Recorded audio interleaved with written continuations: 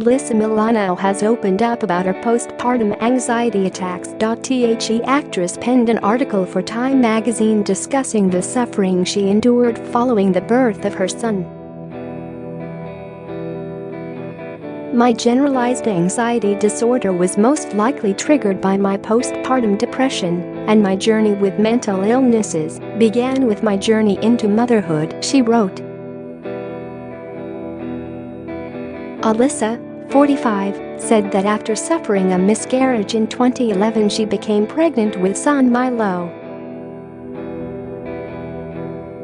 My miscarriage was heartbreaking, but this pregnancy was beautiful, she said. I did not experience morning sickness. I went to prenatal yoga 5 times a week. I walked 2 miles a day, and I took naps in the afternoon. Following this idyllic image of motherhood, I wrote a strict birth plan: no induction of labor, no pain medication, and no C-sections. I equated a natural birth to my value as a woman and as a mother, and I was determined not to stray from that course. But complications meant she was forced to deliver via C-section and subsequently had trouble producing milk. That first night, after we returned from the hospital, I suffered my first anxiety attack, she recalled. I felt like I had already disappointed my child. I felt like I failed as a mother, since I was not able to give birth vaginally or nourish him with the breast milk that had not come in yet. My heart raced. My stomach seized up. I felt like I was dying.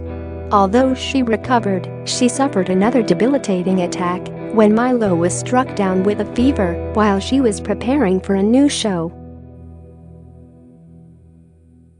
As we began filming, my anxiety worsened. I began to develop irrational and obsessive fears, she wrote.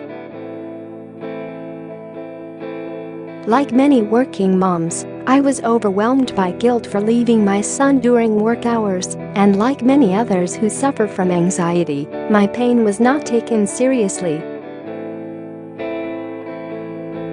Every day, I would drive to work and think about all the ways that Milo could die in the hands of his caretakers. Every night, after working 16-hour days, after I was finally able to hold my child and put him to sleep, my day's anxiety would culminate into a debilitating anxiety attack. Her days continued like this until finally, she hit a wall. One early morning, I went to the emergency room at 2 a.m., asked for a psychiatrist and got help. I felt as though I had no choice. I asked to be committed. I stayed in a public psychiatric ward for 3 days. At last, I began to feel as if my pain was recognized, but it wasn't easy. Any of my doctors dismissed my symptoms, and many of my colleagues, even female colleagues, still had trouble understanding that I was hurting at all. But throughout this process, I also found angels, including my psychiatrist and my therapist. They convinced me that I had the bravery to face my illness, the value to seek help, and the strength to recover. She pointed out that mental health is also not a threat that can only happen to someone else. 1 in 6 Americans face mental illness, and less than half of them receive any form of mental health services.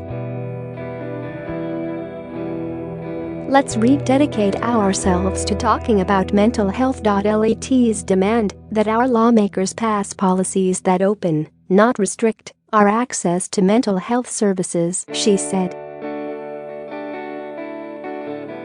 Let's remind each other that no one should have to face these challenges by themselves. She concluded, and if you see me on the street, please come tell me that I am not alone.